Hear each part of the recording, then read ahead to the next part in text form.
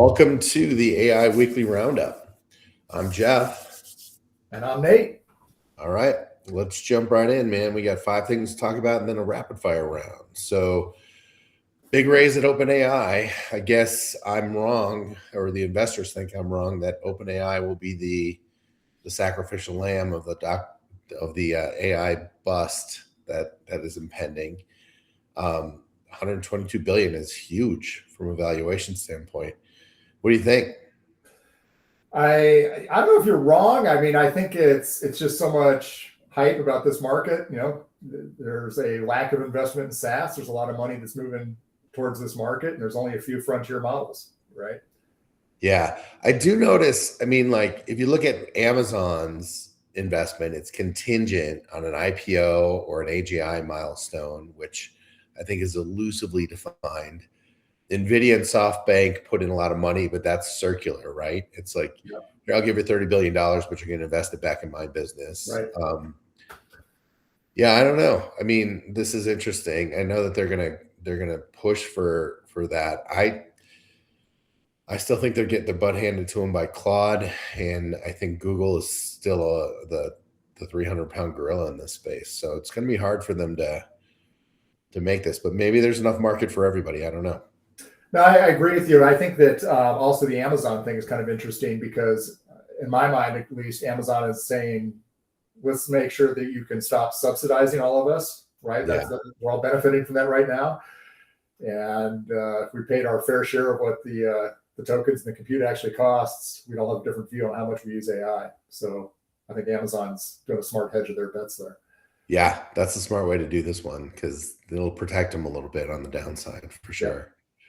All right, so Anthropic made a mistake here and leaked Claude code source. That's kind of interesting. I think this is the problem with move fast and break things, right? Yeah. Let the whole base out there. I've heard different stories about this though. Like not the entire code base went out, but there's some new stuff that came in here. I think that what's really interesting is when you look at what we learned out of that code base, there's a lot of unreleased features that keep coming out, and moving towards this autonomous mode for always on and background agents is going to get really amazing. Yeah.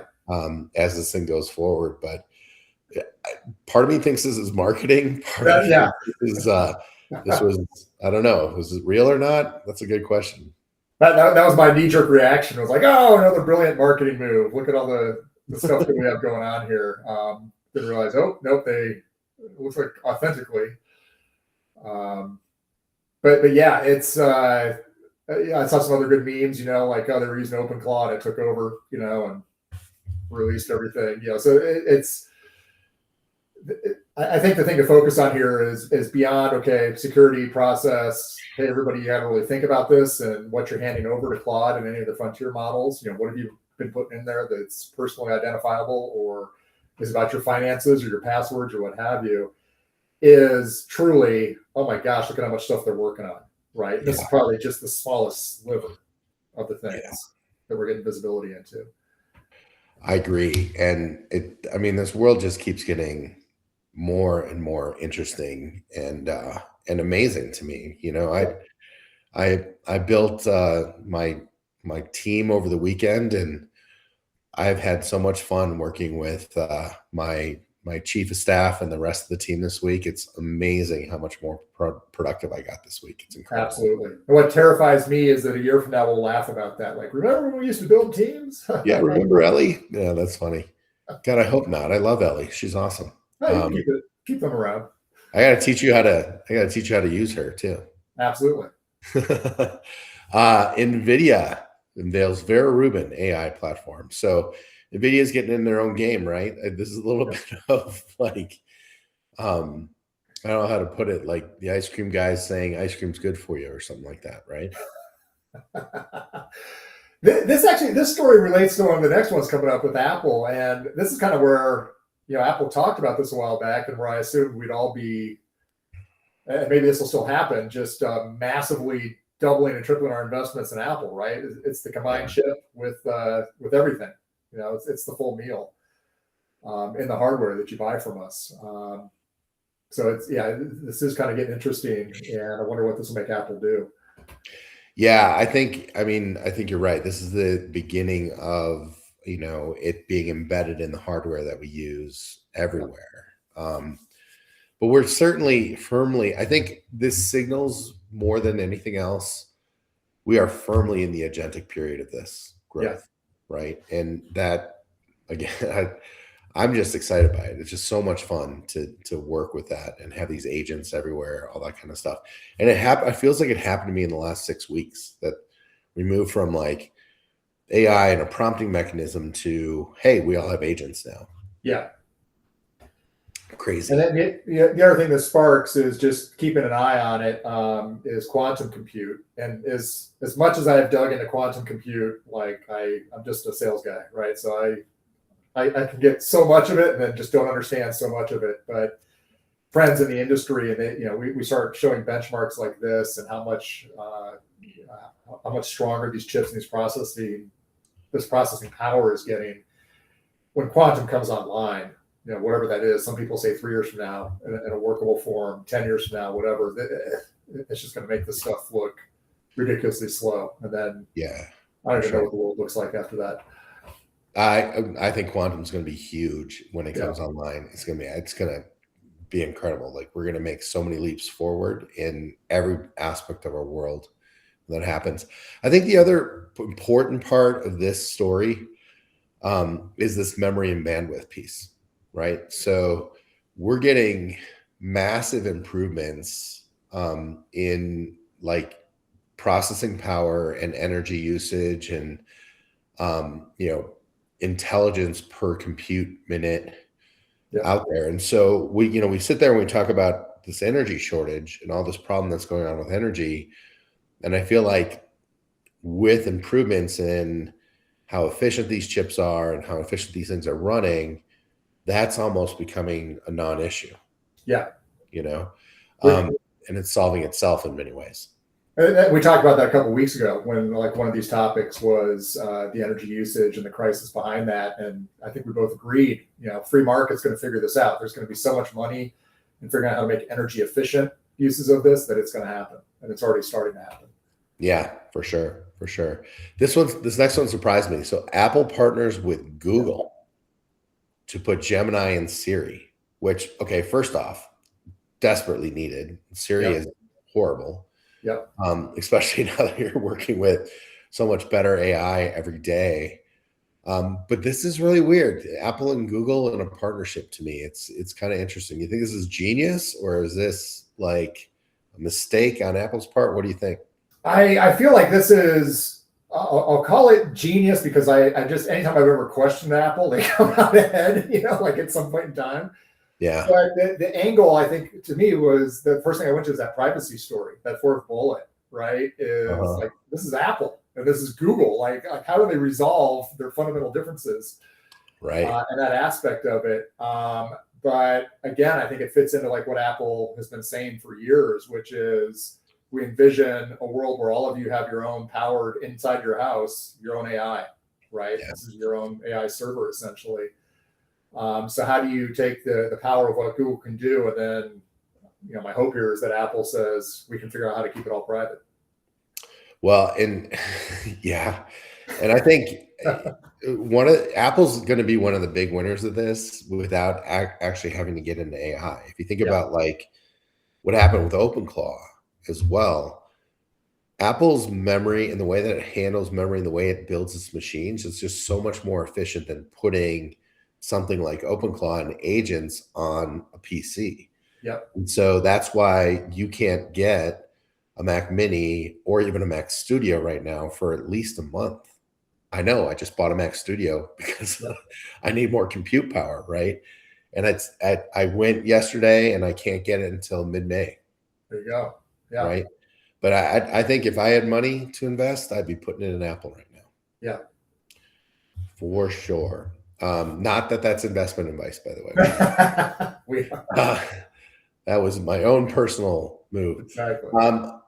So I continue to kind of laugh at the government trying to catch up with this. With AI regulation wave hitting 27 states now, Governments and states are trying to regulate this every which way. I don't know. I mean, I feel like, yeah, we need to be careful and we need to kind of figure out regulation here, but I just don't know that a government's equipped to move as fast as this technology is moving. Yeah, like I thought it'd be fun just because I like to do little projects just to like poke a finger in eyes every now and then, and like it would be pretty fun to build a a federal level chatbot bill in real time, just so lawmakers can see, like we set up a meeting 2 weeks ago to have a meeting today to talk about these elements, and now AI just told us there's 45 new elements we don't even know about. Yeah, exactly. I mean, might as well do it because it's just, yeah. How do you keep up with this? I don't know how they keep up with it. Like, I just, we're in a world where the government just doesn't operate at the speed of everything else in this world, and it's starting to crack at the seams. Yeah. Not that I'm a revolutionary or anything like that. Just for those of you listening, Palantir. Not looking to overthrow the government. Okay. So yeah, that was our 5 really interesting stories. Anything in did you see the rapid fires or anything here that you think was pretty interesting to talk about? I think from where you and I focused a couple of years ago, and because it's just all the buzz with people that we know and care about, was the Oracle, right? And this, for whatever reason, maybe because it was Oracle and it was 20 to 30,000 cuts, depending on who you talk to, and of course there'll be another 10 to 15,000 right soon after. This is the one where finally, like, people in my family, right, were calling, like all that stuff you were talking about, like now I'm seeing it, now it's hitting, and I'm like, you don't even know what's about to hit on this. Yeah, it's absolute tsunami of cuts, and so it's not like not a forum here to debate like why these happen and how they happen and the differences between the different cuts that happen, just that they are going to happen. And what you and I have been evangelizing, like, people figure out how to become a company of one. That's what the world is. The world going forward for many of us is becoming a very lucrative company of one. And working on that together as a community, how to do that. Yeah, I think that's the one that stood out to me most on the rapid fire as well. Just, we're not going to see very happy employment numbers this year at all. And it's, a combination of a weird economy, gas prices, and AI really hitting the white collar world. So, if you don't know how to set up and create your own business and become an entrepreneur, it's going to be a rough time for you, I think. Yep. So the good news is that with AI, it's easier than ever. So true. If you adopt it, yes. If you adopt it. So yeah, the other one I thought was really interesting is this Eli Lilly and in silico thing. And kind of ancillary to that, one thing I did read too is that some of the drug production's moving offshore into China because they can move faster on the testing and things like that over there. And I think we're starting to get into this world of being able to use, I think AI in healthcare is going to be huge. So being able to use AI in healthcare and testing and predictions and things like that, I think is going to be amazing and give us amazing advancements in our health. Absolutely. Which I'm looking forward to because I think we need some healthcare reform all over the world. All right. Well, listen, that's all we got for this week. These things keep coming, flying fast and furious. I feel, for me, like every time I test something new, I find a new breakthrough in my ability to succeed and do more work and do really good work. But I also think for those of you that look at this and are tied to, their world or have been laid off, the knowledge that we bring to AI makes it better. It's not about AI thinking for us. It's about us using that as a tool to uplift all of our experience and get things done. And I just think it's an amazing time. Absolutely. All right, man. Yeah. Talk to you soon. All right.